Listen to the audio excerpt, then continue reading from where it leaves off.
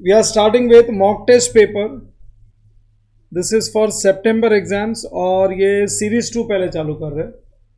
Every exam they come out with 2 mock test papers. हर exam में 2 mock test papers होते हैं. सो ये हम लोग सेकेंड वाला कर रहे हैं. और ये proper mock test paper means एकदम प्रॉपर जैसा एग्जाम में आने वाला वैसा कंप्लीट पेपर होता है.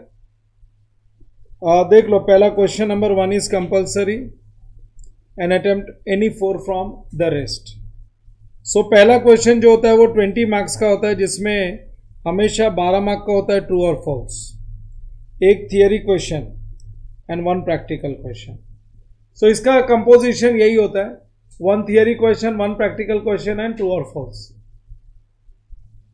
क्वेश्चन नंबर 2 में अपने पास एक तो मशीनरी अकाउंट, एक डेप्रिसिएशन का प्रॉब्लम दिख रहा है और एक दिख रहा है बैंक रिकंसिलेशन का. क्वेश्चन नंबर 3 में दिख रहा है रिसीट्स एंड पेमेंट्स. जब भी तुमको 15 मिनट पहले पेपर मिलता है ना एग्जाम में, तो उसको रीड नहीं करते बैठ जाने का कि हम लोग रीड करने को बैठ गए हो. 15 मिनट में पूरा रीडिंग नहीं हो सकता है. जस्ट एक लेआउट देख लो क्या क्या है इसके अंदर. सो क्वेश्चन नंबर 3 ए में दिया है receipts and payments. That means this is your NPO topic. और एनपीओ में they want us to do you agree with the about receipts and payments account. If not, correct receipts and payments account and income and expenditure account for the year ended. अपने को receipts payments दिया है ना, तो पहले तो बोला do you agree with this और नॉट. इफ नॉट, उसको रेक्टिफाई करना पड़ेगा और एक इनकम एंड एक्सपेंडिचर बनाना और साथ में एक बैलेंस शीट बनाना. साथ में एक बैलेंस शीट भी बनाना. मैं तो ऐसे क्वेश्चन में सजेस्ट करूंगा कि तुम सिंगल एंट्री की तरह कैश बैंक अकाउंट भी बनाते हो ना. सिंगल एंट्री में क्या बनाते हो, trading PNL and balance sheet, साथ में कैश बैंक भी होता है ना, तो कैश बैंक भी बना लो ना. अगर राइट होगा तो ठीक है, सेम बन जाएगा रिसीट्स पेमेंट्स. और रॉन्ग होगा तो सॉल्व करते करते राइट बन जाएगा. वाई टू वेस्ट टाइम कि पहले रिसीट्स पेमेंट्स बनाओ. एक कंप्लीट प्रॉब्लम को एक सिंगल यूनिट बना लेने का, जैसे हम लोग सिंगल एंट्री में बनाते हैं. उसके बाद में क्वेश्चन नंबर 3B, ये अच्छा क्वेश्चन है. क्वेश्चन नंबर 3B, ऐसा एक भी क्वेश्चन अपन ने क्लास टेक्स्ट बुक में नहीं किया है. Guarantee given by firm, guarantee given by PNQ equal. We have not done any such question. It's a good question.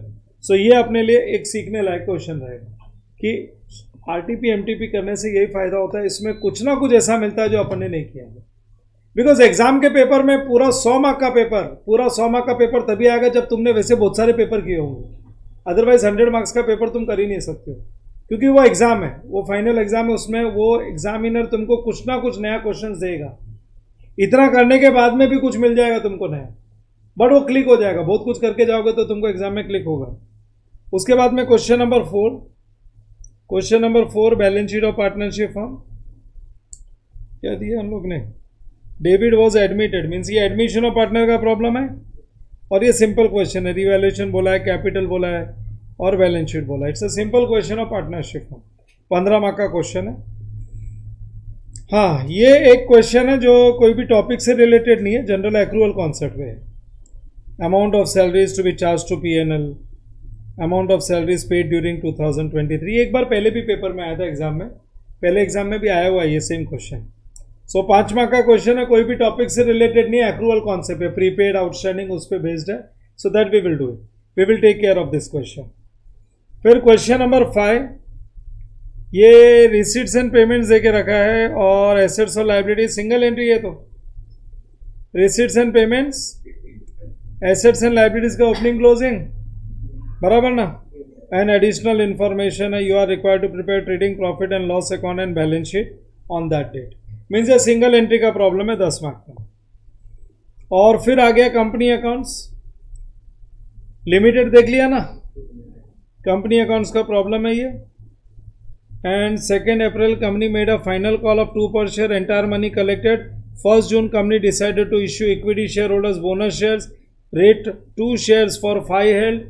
It is decided to utilize the capital reserves to the extent possible. Bonus shares का problem है, कुछ partly paid up है, उसको पहले fully paid up करेंगे, final call पैसा collect करो, फिर बोनस शेयर्स. ऐसा मॉड्यूल में 3-3, 4-4 क्वेश्चन दिया हुआ. लास्ट में तो हमने इग्नोर कर दिया, एक ही जैसे क्वेश्चन आते जा रहे हैं. वैल्यू चेंज करके. पास journal entries, also prepare notes of share capital and reserves and surplus. Last paper में भी मैंने नोट्स टू अकाउंट्स बना के दिया था तुमको. शेयर कैपिटल का नोट्स टू अकाउंट्स था और रिजर्व्स एंड सरप्लस, इसमें भी वही चाहिए. और एक कंपनी अकाउंट्स का ही प्रॉब्लम है, ये 10वां का है पहला वाला bonus. Give necessary journal entries for forfeiture and reissue of shares. तुमको याद है अपने क्लास के टेक्स्ट बुक में 7 क्वेश्चन खाली फॉरफीचर और रीइश्यू का रखा था मैंने, क्योंकि वैसे क्वेश्चन आते हैं। देखो आ गया नहीं है क्वेश्चन 1 और 2, फॉरफीचर और रीइश्यू 10 मार्क का, 5-5 मार्क, इनका वेटेज देखो 5-5 मार्क के सिंपल एंट्रीज है। फिर ये भी कंपनी अकाउंट्स ही है।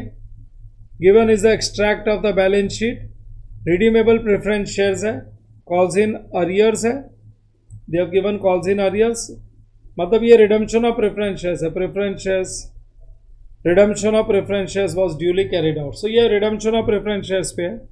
और फिर उसके बाद में हमको यहाँ पे थियरी क्वेश्चन हो रहा है। 4 मार्क का थियरी उधर था पहले, लेकिन थियरी के साथ चॉइस है। और capital and revenue expenditure, you have to classify between capital and revenue expenditure.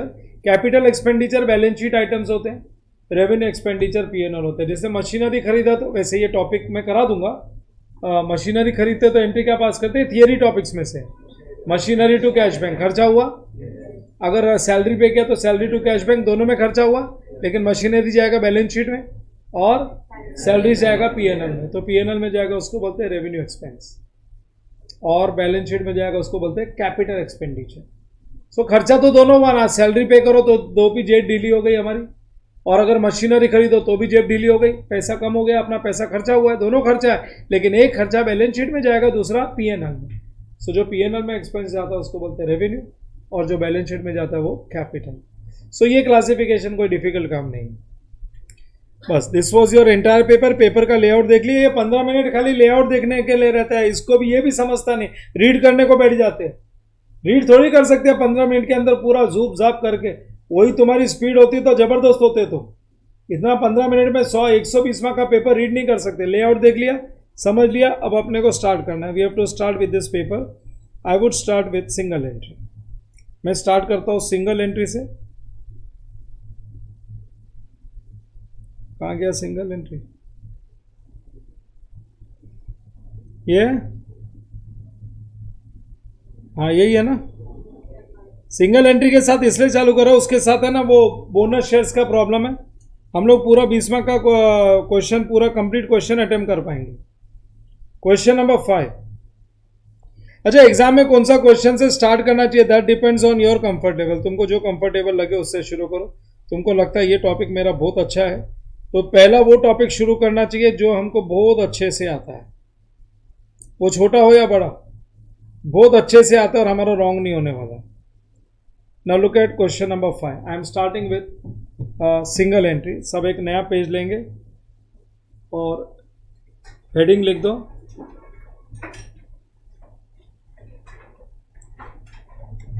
September 2024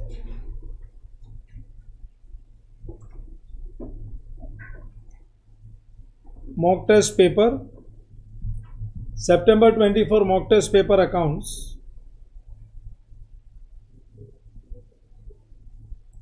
test series 2। ये सेकेंड मॉक टेस्ट सीरीज है।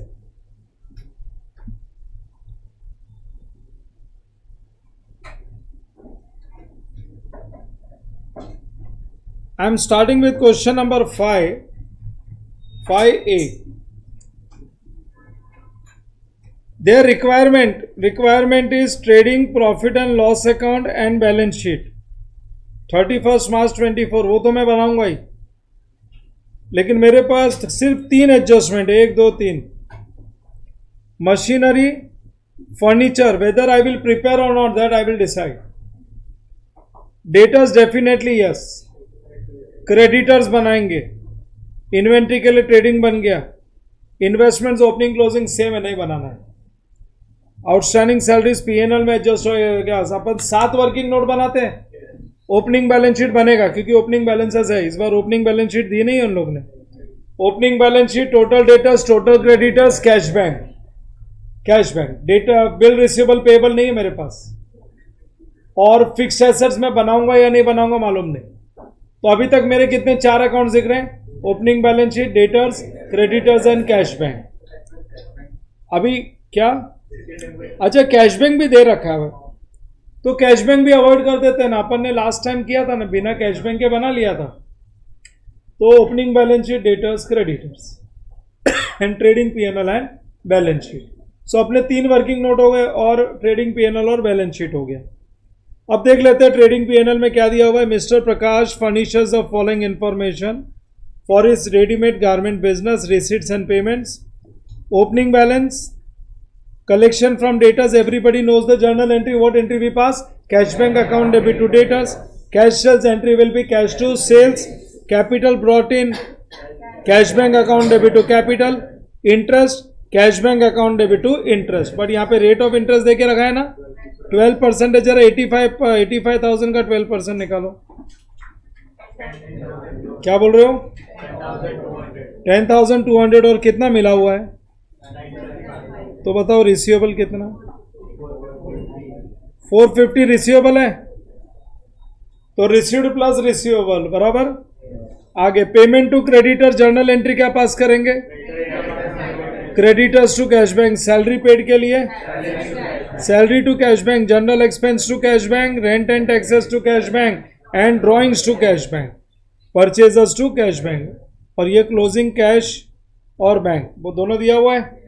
ओपनिंग में तो खाली कैश ही दिया हुआ है, नहीं बैंक ही दिया है, क्लोजिंग में दोनों है। ठीक है।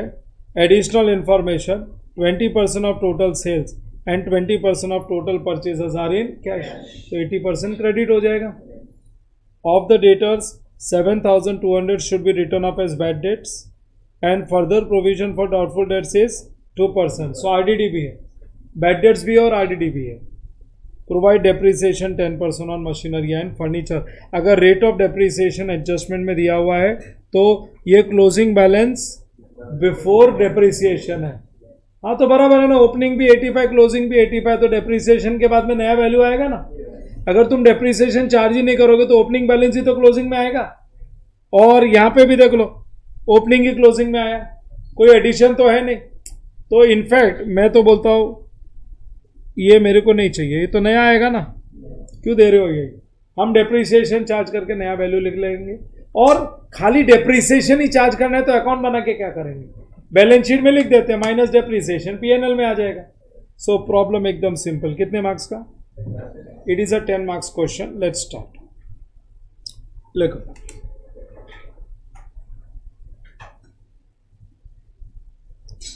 Total debtors account,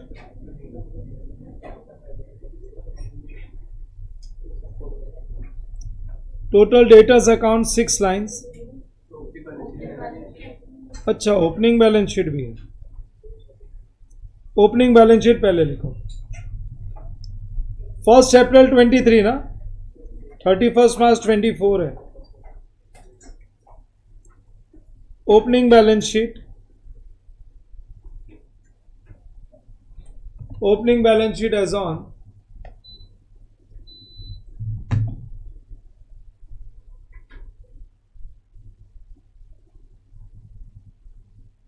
1 April 23, 8 lines.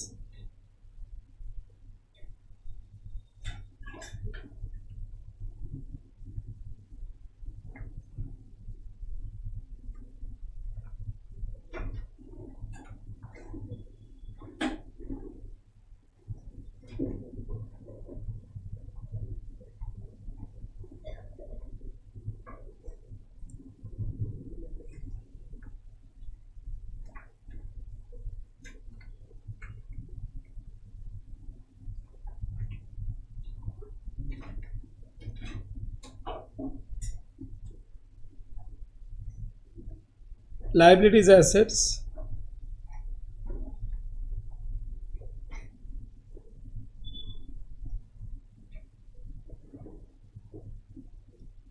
total debtors account 6 lines.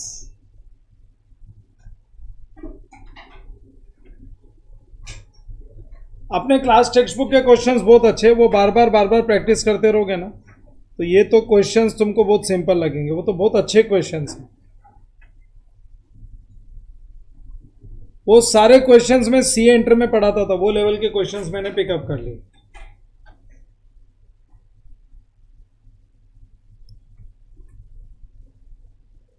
Six lines total creditors account,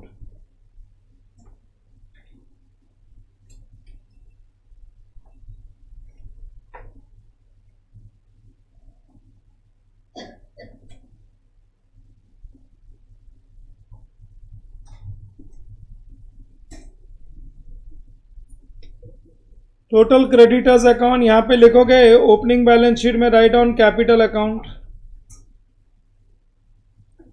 और टोटल डेटर्स में ये सब पहले से चाहिए well in advance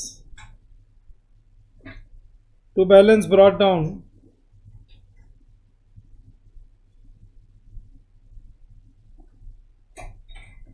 by balance carried down. Regarding creditors, by balance brought down.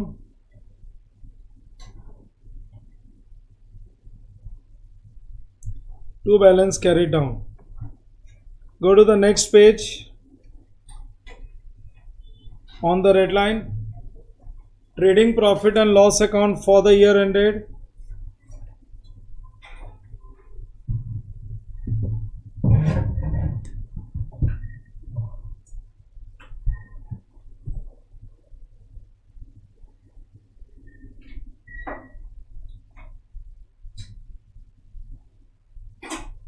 Trading profit and loss account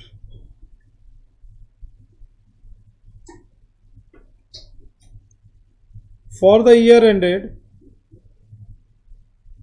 31st March 2024, 10 lines for trading portion,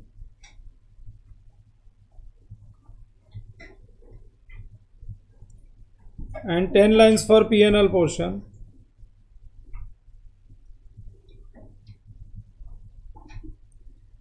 बारह line रख दो ना P&L के लिए.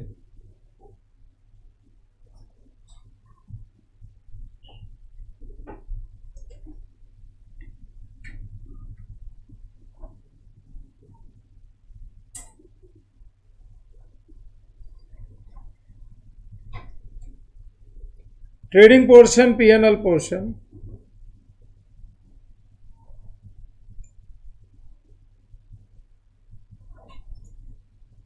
and below that balance page is for balance sheet.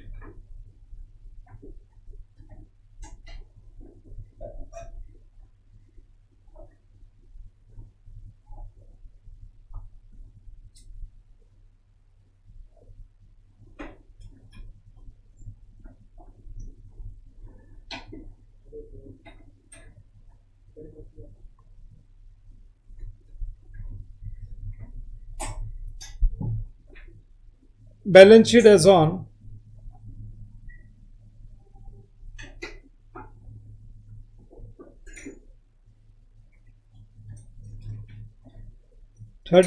March 2024.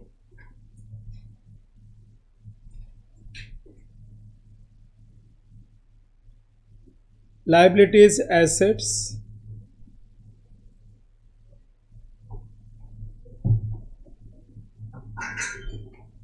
and trading account, write the details.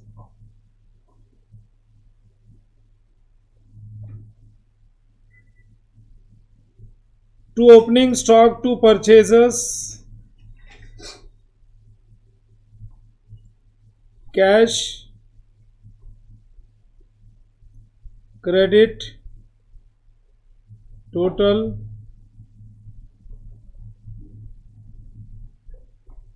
minus returns.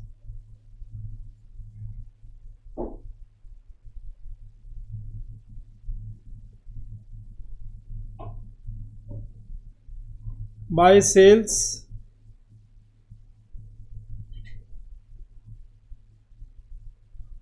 cash credit total,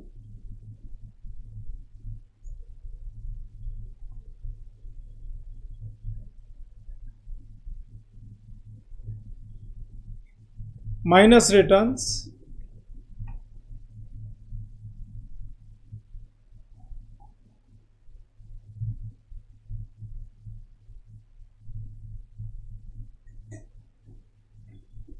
by closing stock,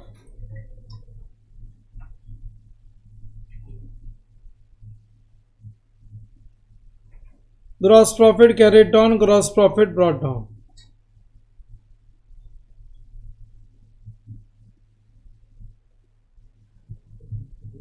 and यहां पे लिख दोगे कैपिटल अकाउंट. ये लो अपना प्रेजेंटेशन रेडी हो गया. एक बार प्रेजेंटेशन रेडी हो गया ना, फिर अब टाइम नहीं लगता सॉल्व करने में, फटाफट सॉल्व हो जाएगा. Are you all ready with this? चलो पहले ओपनिंग क्लोजिंग का इफेक्ट दे देते हैं। ओपनिंग बैलेंस का पहला इफेक्ट, ओपनिंग बैलेंस शीट में machinery furniture debtors, go to opening balance sheet and write machinery,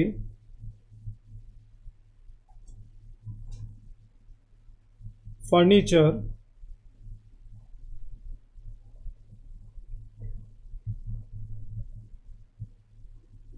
debtors 85,000, 24,500, 85,000, 24,500 और 1,55,000, 85,000, 24,500, 1,55,000, creditors 60,200,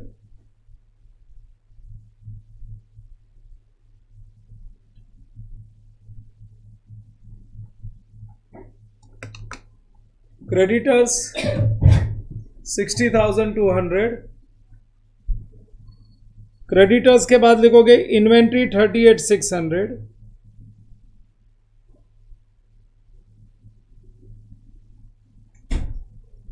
थोड़ा अंदर करना कैमरा, 38,600, थोड़ा अंदर दबा देखा, बस चलो 38,600। इन्वेंट्री के बाद है 12% इन्वेस्टमेंट्स 85,000,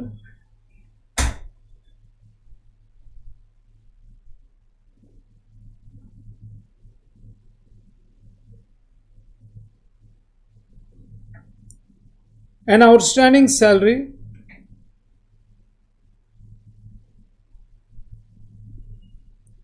12,000। सबका सेकेंड इफेक्ट दे देते, पहले machinery and furniture. Closing balance sheet में चले जाओ,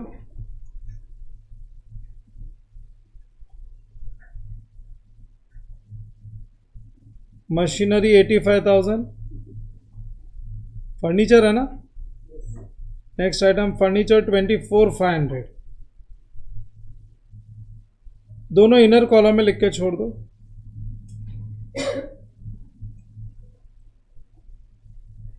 उसके बाद में नेक्स्ट आइटम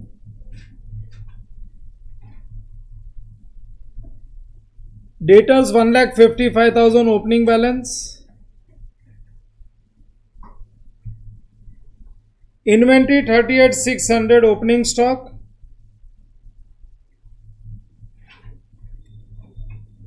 इन्वेंट्री के बाद इन्वेस्टमेंट सीधा क्लोजिंग बैलेंस शीट में लिख दो ना, ना परचेज है ना सेल है, क्लोजिंग बैलेंस शीट में लिख दो 12% इन्वेस्टमेंट्स 85,000 है ना,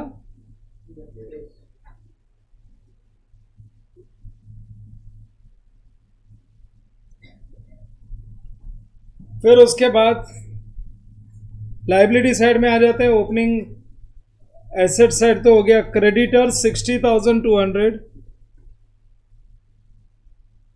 क्रेडिटर्स के बाद है आउटस्टैंडिंग सैलरी, जाओ पीएनएल में जाओ, go to PNL and write to salary. बच्चों ओपनिंग आउटस्टैंडिंग प्लस करते क्या minus, minus opening outstanding and plus closing outstanding. ओपनिंग आउटस्टैंडिंग 12,000 है ना, ओपनिंग बैलेंस शीट में it's 12,000। So this is done. मैंने ओपनिंग बैलेंसेस सभी लिख दिए, हो गया, ओपनिंग बैलेंसेस की पोस्टिंग कर दिया। अभी क्लोजिंग बैलेंसेस का डबल इफेक्ट, पहले क्लोजिंग बैलेंस फिर क्लोजिंग बैलेंस शीट।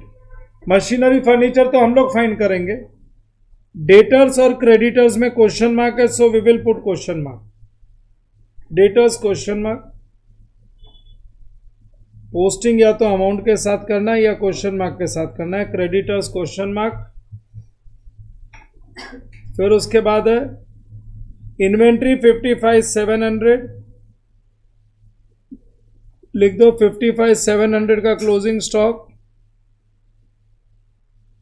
इन्वेस्टमेंट्स लिख चुका हूं मैं, क्लोजिंग बैलेंस शीट में लिख दिया कि नहीं, और आउटस्टैंडिंग है 14,000, आउटस्टैंडिंग सैलरी 14,000। ये सब का सेकेंड इफेक्ट दे देते हैं। डेटर्स क्वेश्चन मार्क और एक लाइन खाली भी रखो। आरडीडी है, बैड डेट्स की तो एंट्री आ जाएगी, आरडीडी है। और डेटर्स के बाद क्रेडिटर्स, लाइबिलिटीज में लिखो क्रेडिटर्स, कैपिटल के नीचे 2 लाइन खाली रख लो।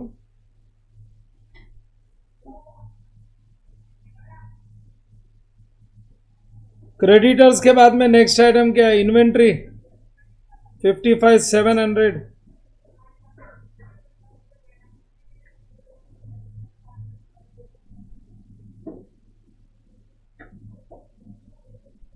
इन्वेंट्री 55,700 और उसके बाद क्या, आउटस्टैंडिंग सैलरीज 14,000।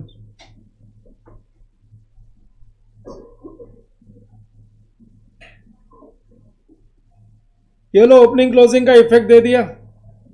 अभी मेरे पास 3 एडजस्टमेंट है, मेरे पास 3 एडजस्टमेंट है। इन एडजस्टमेंट्स का भी इफेक्ट दे देता हूं मैं। सबसे पहले ये वाला टोटल सेल्स और टोटल परचेजेस का 20% कैश एलिमेंट है, मतलब ये 100 है, ये 20 और ये 80। यहां पे भी वही 20, 80, 100 हो गया। एडजस्टमेंट नंबर 1 इतना ही था। Of the data 7,200 bad debts, bad debts की एंट्री क्या पास करते हैं, तो बैड डेट्स को पीएनएल में डेबिट कर दो।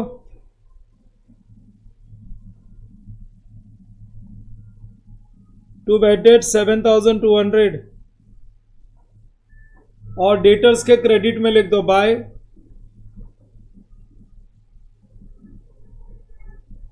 Bad debts 7,200।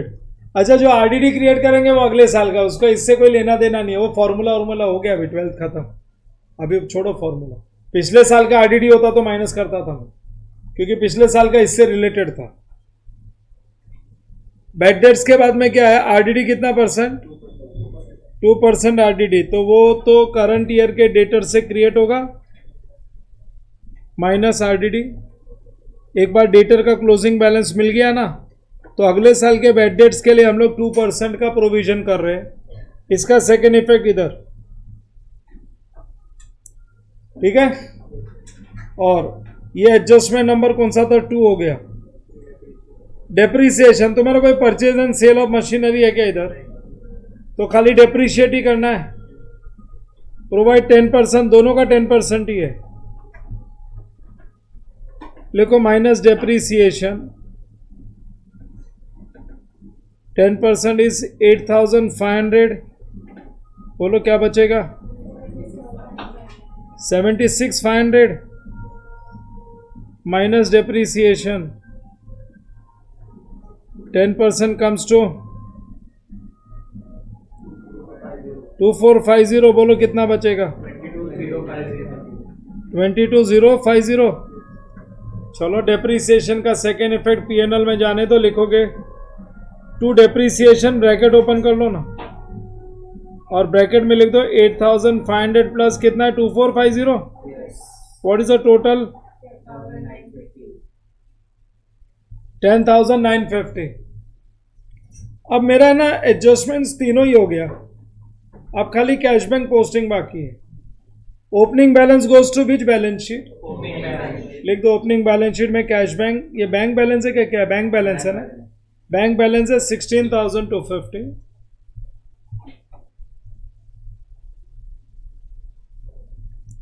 बैंक बैलेंस 16,250 और closing balance goes to which balance sheet, closing balance sheet है कैश बैंक दोनों है, लिख दो। थोड़ा एडजस्ट करना पड़ेगा, कैश एंड बैंक। वैसे अब और कुछ आने वाला भी नहीं है। बैंक बैलेंस है 36,600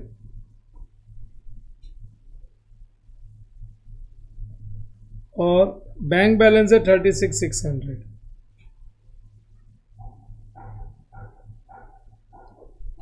और कैश बैलेंस है 20,150। 20,150 का कैश बैलेंस हो गया लिख के। अब बोलो receipts from debtors, collection from debtors entry, तो कैश बैंक के डेबिट में तो लिखा ही है ना, डेटर्स के क्रेडिट में लिख देते by cash bank 481,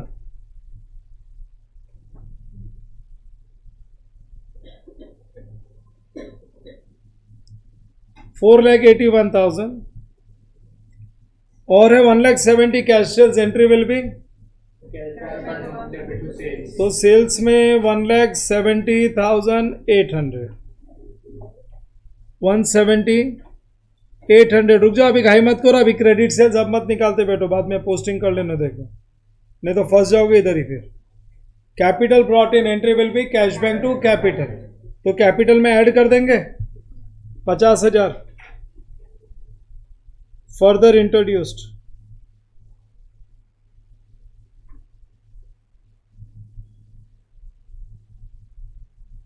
further introduce 50,000 और फिर उसके बाद है interest.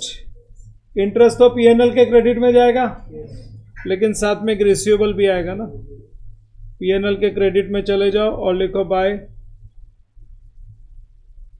Interest on investments,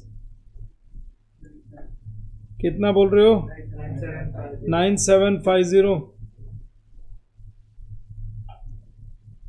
plus receivable, receivable हमने 450 बताया था, तो कितना हो जाएगा 10,200। ये रिसीवेबल का सेकेंड इफेक्ट, बैलेंस शीट में जाओ लिख दो यहाँ पे, इन्वेस्टमेंट्स के नीचे एडजस्ट कर दो, मेरे पास तो जगह नहीं है। Interest receivable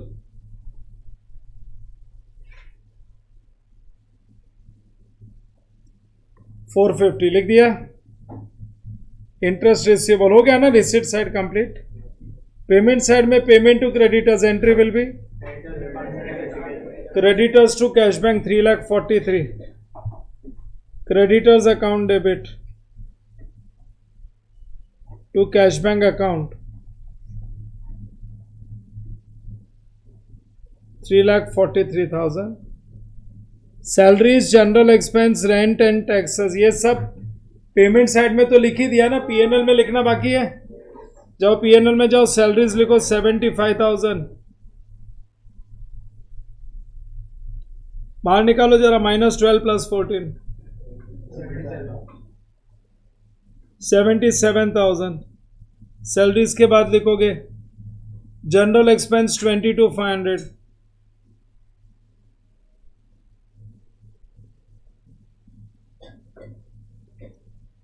general expense 22,500, general expenses के बाद रेंट एंड टैक्सेस 11,800,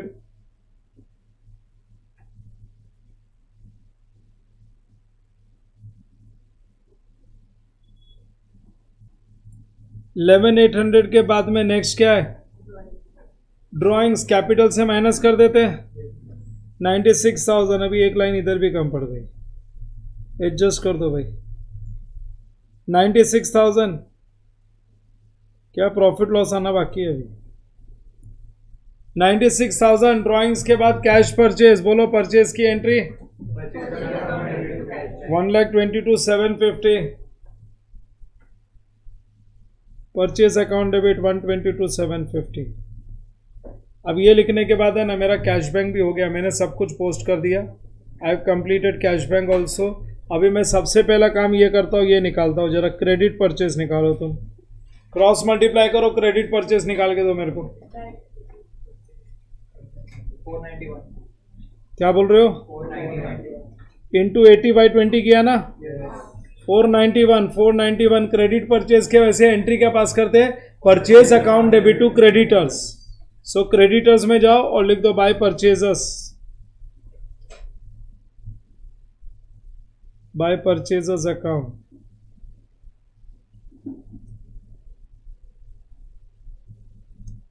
$4,91,000 और ये भी निकालो 1,70,800 इंटू 80/20 683,200। क्रेडिट सेल्स की एंट्री क्या पास करते हो, debtors to sales, debtors account debit to sales, कितना अमाउंट क्या बोला? 6,83,200. Debtors account debit to sales. हाँ ये पेज तो चाहिए ही नहीं ना अब अपने को. हो गया सब कंप्लीट. जरा परचेजेस का टोटल नीचे लो ना. 613. रिटर्न्स तो है नहीं, बाहर निकाल लो. रिटर्न्स बैलेंसिंग फिगर थोड़ी आता है, होता है तो दे देते वो लोग. और ये टोटल मारो जरा सेल्स का. 8,54,000. We don't have any returns. 8,54,000 हो गया लिख के. बस क्लोजिंग चालू कर देते हैं. बैलेंस शीट एसेट साइड का टोटल मारो फटाफट. 4,04,350 is the total of asset side. बोलो माइनस करके. 3,32,150. 3,32,150 का कैपिटल आ गया. ये कैपिटल जाने देते क्लोजिंग बैलेंस शीट में. इसको वर्किंग नोट नंबर 1 लिखेंगे ना. Opening balance sheet is working note number 1. 3,32,150.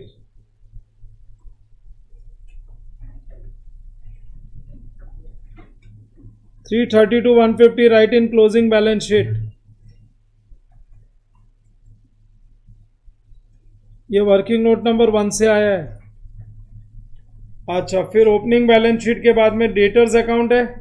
तुम देखो ओपनिंग भी है, सेल्स भी है, कलेक्शन भी है, खाली क्लोजिंग ही नहीं है ना. डेबिट का टोटल 838,200. बोलो बैलेंस बोलो. 350 एग्जैक्ट. सो ये 3,50,000 को बैलेंस शीट में ले जाओ. क्लोजिंग बैलेंस शीट में 3,50,000. इसका 2% बोल दो. 7,000. सो आउटर कॉलम हो जाएगा 3,43,000. और ये जो 7,000 हमने माइनस किया है ना, ये पीएनएल के डेबिट में लिख दो. आरडीडी 7,000. अगले साल के बैड डेट्स के लिए 7,000 का प्रोविजन कर दिया. अच्छा डेटर्स के बाद देखो ना, क्रेडिटर्स में खाली क्लोजिंग बैलेंस बच गया है 5,51,200. 5,51,200 बोलो बैलेंस. 2,08,200. 2,08,200 यहां से क्लोजिंग बैलेंस जाएगा क्लोजिंग बैलेंस शीट में. 2,08,200. सारे वर्किंग्स खत्म. अब मैं जा रहा हूं. एक मिनट, वर्किंग नोट नंबर लिखना था मेरे को. This is debtors is number 2 and creditors is number 3. तो यहाँ पे मैं डेटर पे लिखूंगा ये वर्किंग नोट नंबर 2 से मिला है और ये क्रेडिटर्स वर्किंग नोट नंबर 3 से मिला है. चलो अब final account, trading account credit का टोटल बताओ मेरे को. 9,09,700 में से माइनस करो 257,350. ये मिल गया जीपी.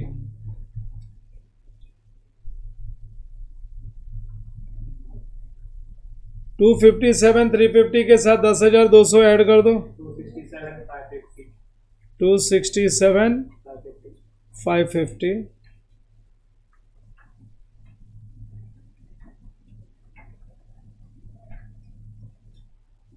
बोलो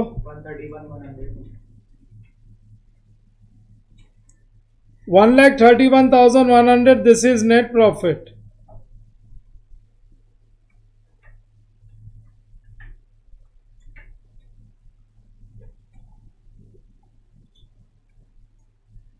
$131,100 net profit transfer to capital. Capital में ऐड करेंगे प्लस नेट प्रॉफिट 131,100. जरा बाहर बताओ कितना है. 4,17,250 और ग्रैंड टोटल 639,450 दोनों बाजू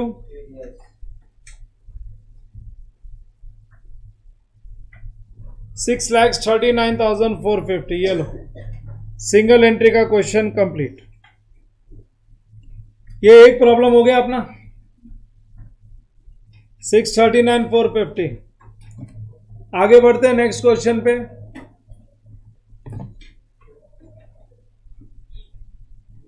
ये मेरा 5A था, now I am going for 5B।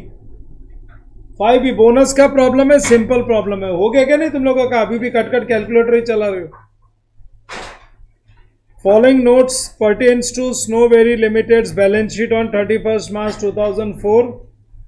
Share capital authorise कुछ भी रहने तो ना क्या फर्क पड़ता है, हम लोग देखते हैं called up and paid up पे। ऑथोराइज तो एक लीगल रिक्वायरमेंट है। वैसे ऑथोराइज में अपने पास 10 करोड़ इक्विटी शेयर्स है, 10 crore equity shares of 10 each.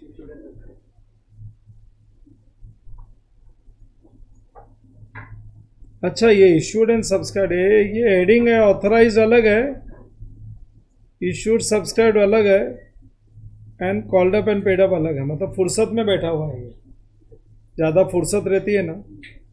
20 crore shares है ऑथोराइज, तो उसमें से कितना पब्लिक को इश्यू कर दिया है? 10 करोड़। 10 करोड़ तो इक्विटी शेयर्स और 2 करोड़ प्रेफरेंस शेयर्स।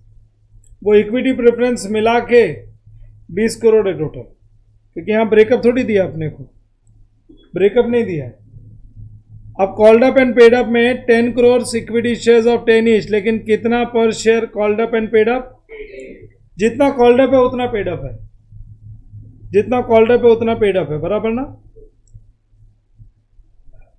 मतलब कॉल्स इन अरियर्स नहीं। अगर कॉल्स इन अरियर्स होता तो बोलते थे fully called up minus calls in arrears.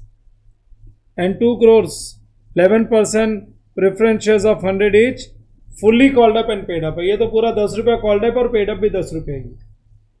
Arrears तो है ही नहीं प्रॉब्लम में।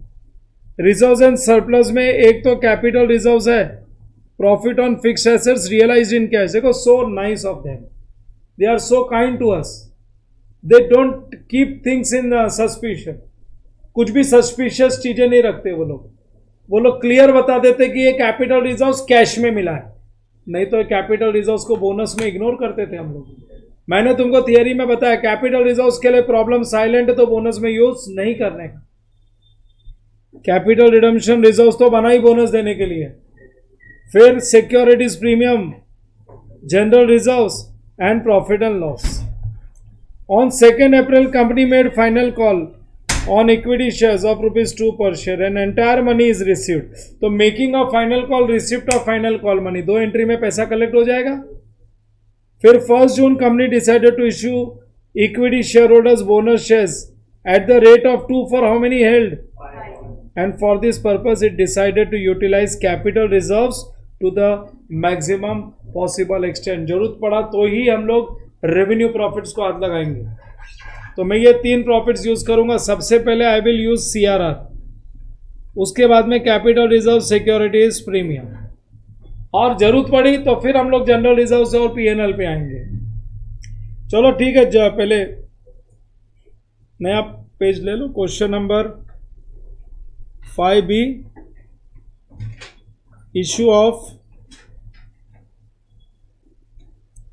फुल्ली पेड अप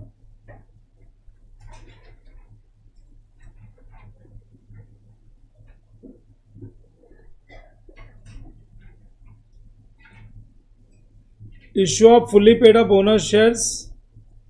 मैं वर्किंग बना रहा हूं पहले, बाद में जर्नल लिख लेंगे हम लोग। Held and bonus, held and bonus 2 shares out of how many held? 5 held. और बैलेंस शीट में देखो अपने पास इक्विटी शेयर्स 10 करोड़ है, 10 करोड़ ये नंबर ऑफ शेयर्स है। ऊपर लिख दो ना रुपीज इन करोड़, फिर करोड़ नहीं लिखना पड़े।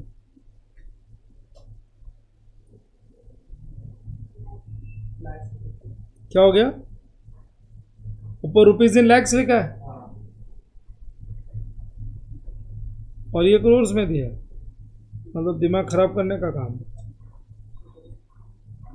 यही करते बैठो फिर।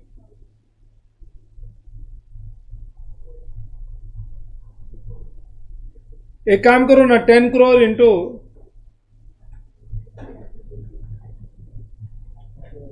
रुपीज इन लैक्स लिख दो इधर।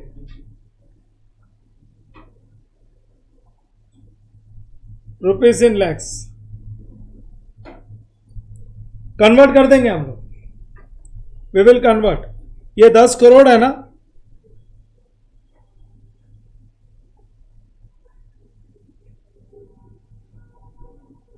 करो कन्वर्ट। पहले तो बता दो नंबर ऑफ शेयर्स कितना? 4 करोड़। ये नंबर ऑफ इक्विटी शेयर्स है इनटू पेड अप वैल्यू। तो अभी तक मल्टीप्लाई नहीं किया मैंने। ये तो बोनस शेयर्स है, नंबर ऑफ इक्विटी शेयर्स।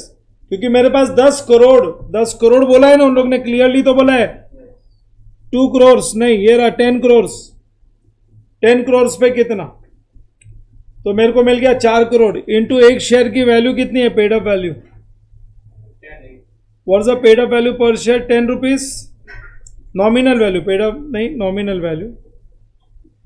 तो कितना हो गया? 40 करोड़।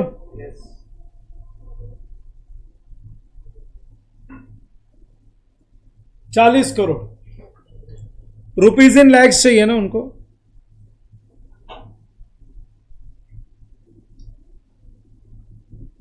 ये लो, यही काम करते बिठाएंगे अपने को। रुपीज इन लैक्स बोला, डिवाइड बाय 1 लाख कर दो। हाँ, divide by 1 lakh. Divide by 1 lakh. अरे निकालो ना, ये लो। मतलब ये प्रॉब्लम का यूएसपी यही है कि फंसो मरो। संभल गए तो ठीक है, नहीं तो गए। 4000, ये तो कोई प्रॉब्लम देने का तरीका हो। अब उसके लिए रिजर्व्स देख लेते हैं। सबसे पहले ले लो ये कैपिटल रिडम्पशन रिजर्व्स 1000।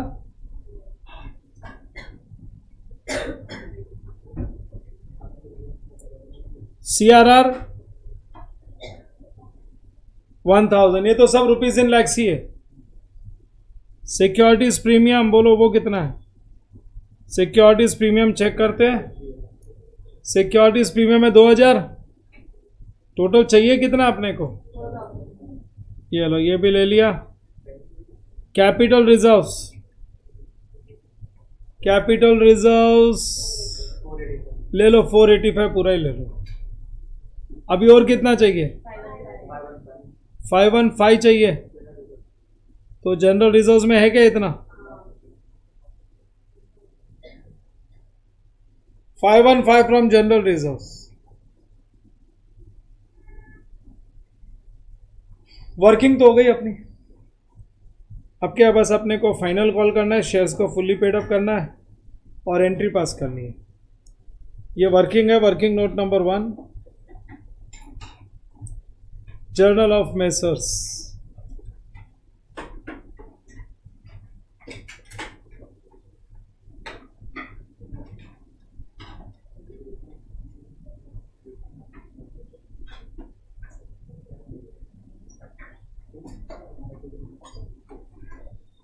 हाँ, journal of messrs Snowberry limited.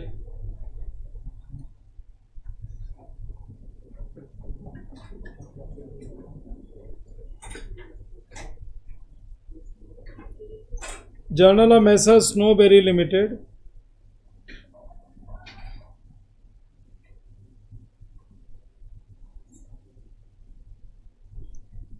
दस 12 लाइन की बना लो, एक्सटेंड कर देना फिर।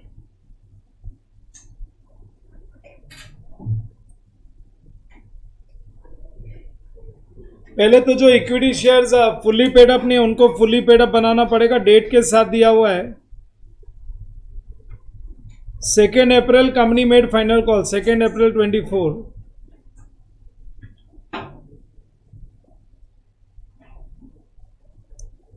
बोलो मेकिंग ऑफ फाइनल कॉल की एंट्री क्या पास करेंगे? Share final call account debit to equity share capital.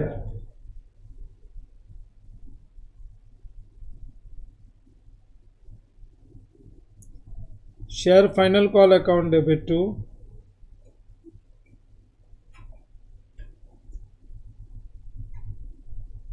Equity share capital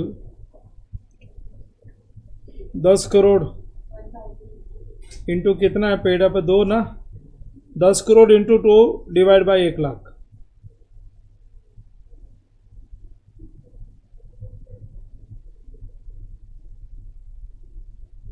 rupees in lakhs चाहिए ना. 10 करोड़ डालो कैलकुलेटर पे. 10 crore into 2 divide by 1 lakh कितना आ गया? 2000. Being final call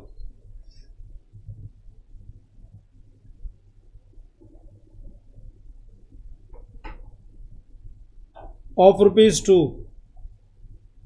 made on 10 crore equity shares. Being final call of rupees 2 made on 10 crore equity shares. खाली particulars में line बनाना, पूरा नहीं. और फिर कौन से डेट को मिल गया पैसा? Entire money is received in the month of April, तो 30 अप्रैल ले लो. और क्या? in the month of April,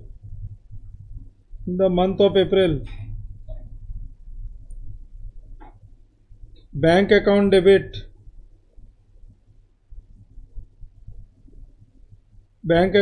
to share final call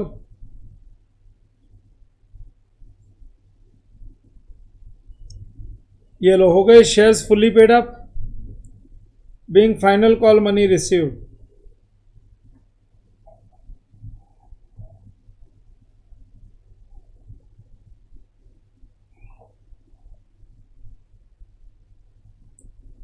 अब पूरा कंप्लीट लाइन बनाओ डेट कॉलम से लेके डेबिट क्रेडिट तक. ये पहला यूनिट खत्म एंट्रीज का. First part complete. अब उसके बाद बोनस शेयर्स कौन से डेट को दे रहे? 1 जून 24.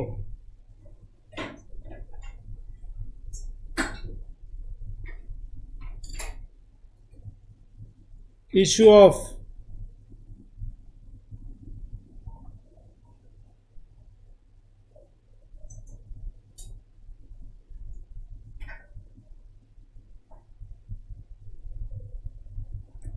issue of fully paid up bonus shares.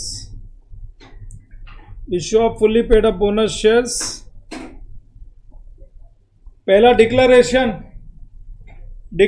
कौन से रिजर्व से हुआ? यहां लिखा हुआ है CRR account debit, securities premium debit, capital reserves debit, general reserves debit. बराबर. सो लिख दो CRR अकाउंट डेबिट कितना था? 1000. फिर क्या लिखा है? कैपिटल रिजर्व्स लिखा है, सिक्योरिटीज प्रीमियम लिखा है. Securities premium account debit.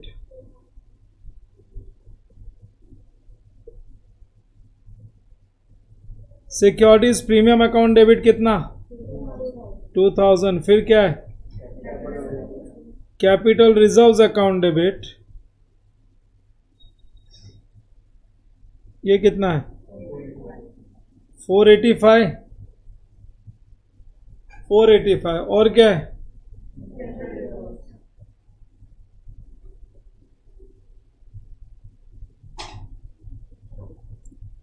General reserves account debit कितना है? 515. To bonus to share holders.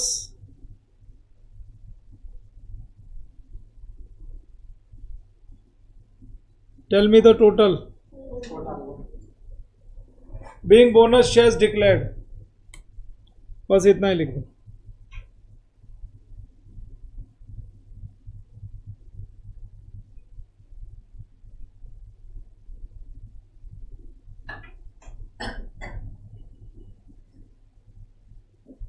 Being bonus shares declared. Number B. Next entry. Bonus to shareholders account debit to equity share capital.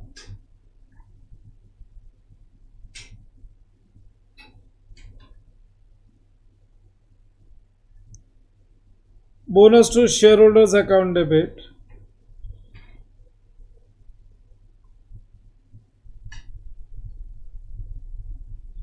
To equity share capital 4,000. Top pay rupees in lakhs लिखा हुआ है ना.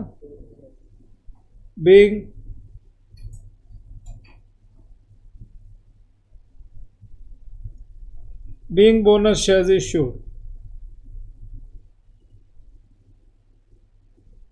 Being bonus shares issued.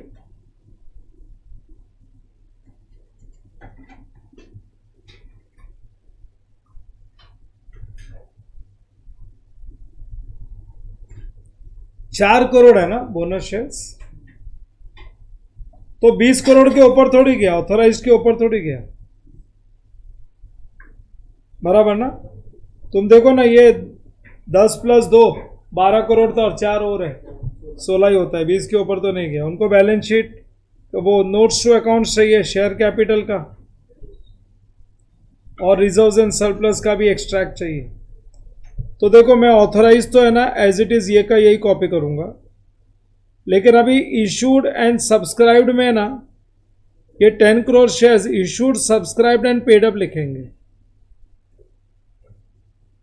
ये दो heading की जरूरत नहीं ना अभी, क्योंकि जो शेयर्स अभी सारे के सारे शेयर्स फुल्ली पेड अप हो गए ना.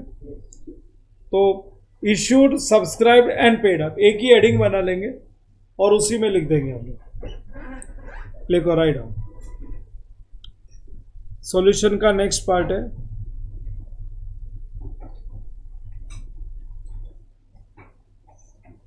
Notes to accounts.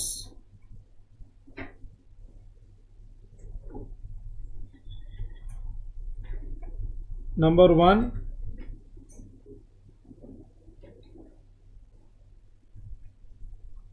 Notes to accounts number 1 share capital. Under share capital सबसे पहले ऑथोराइज्ड.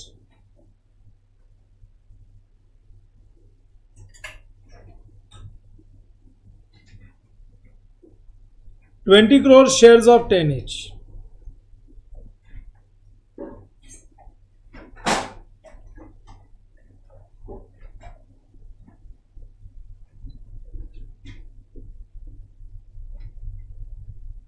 कितना है? 20,000 है.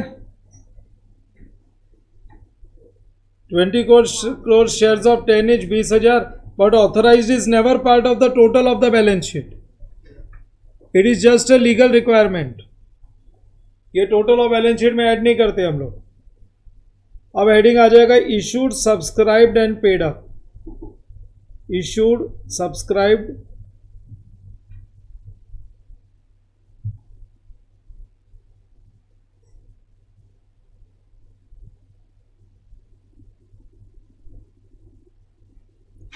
Issued subscribed and paid up. उसमें पहले तुम प्रेफरेंस शेयर्स लिख लो.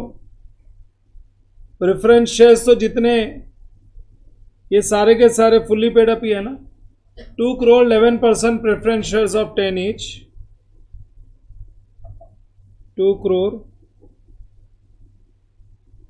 11% preference shares of ₹10 each. fully paid up.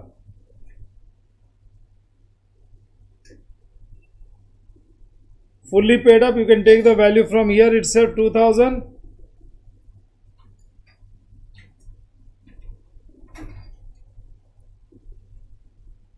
Equity shares में अपने पास यहां पे 10 करोड़ था और 4 करोड़ शेयर्स इश्यू किया ना. 4 करोड़ इश्यू किया मतलब 14 हो गया क्या? 14 करोड़. अब ये पूरा फुल्ली पेड अप ही है. 14 crore equity shares of ₹10 each fully paid up.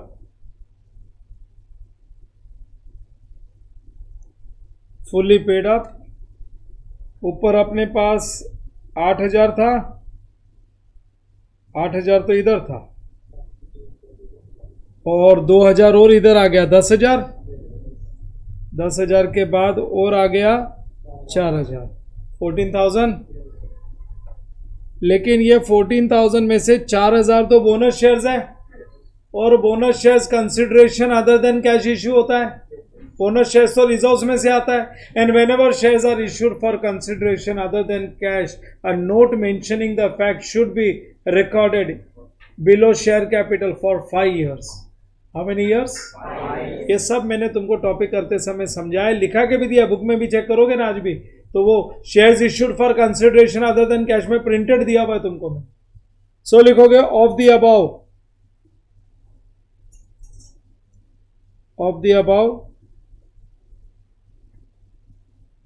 4 crore shares were issued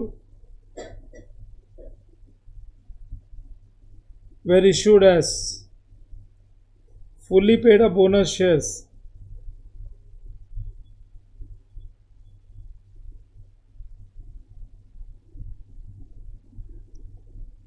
by capitalization of reserves।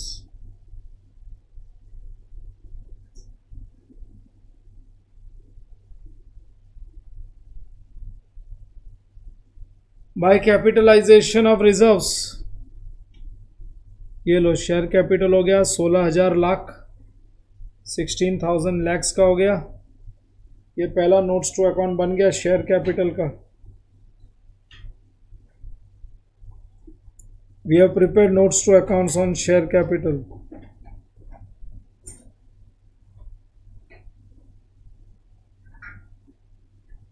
अब एक रिजर्व्स एंड सरप्लस का भी चाहिए।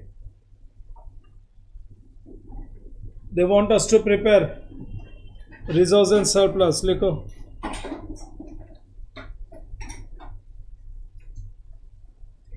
Number 2,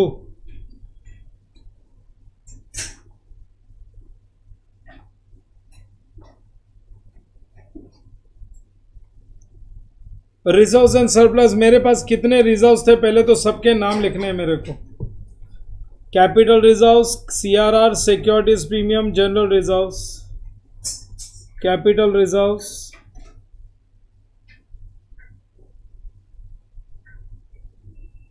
CRR securities premium, general reserves and PNL।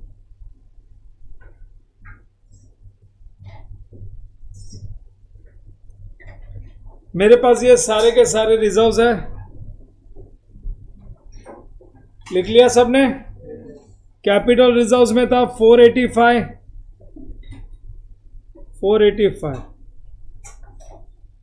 CRR में कितना था? 1000। सिक्योरिटीज प्रीमियम में 2000 था।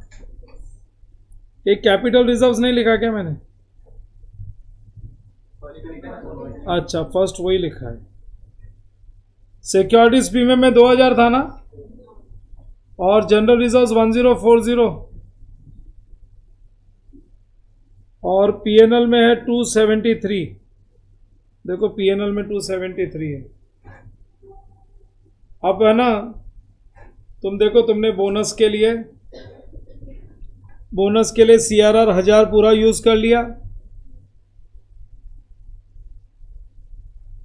सिक्योरिटीज प्रीमियम पूरा 2000 यूज कर लिया, और ये 485 पूरा यूज हुआ है। देख लो ना, ये गया, ये गया, ये गया, और जनरल रिजर्व से 515 यूज हुआ है। बोलो पहला कितना? 0 0 0, और 525, और इसमें से तो 1 रुपया भी यूज नहीं हुआ। दोनों का टोटल ये लो, हो गया रिजर्व्स। तो 20 मार्क तो कर ही लिया। 20 मार्क का एक क्वेश्चन पूरा कंप्लीट क्वेश्चन कर दिया हम लोग ने। We have done 1 complete question. तो एक ब्रेक बनता है, ठीक है ना? 15 मिनट का ब्रेक ले लो, उसके बाद आगे करेंगे।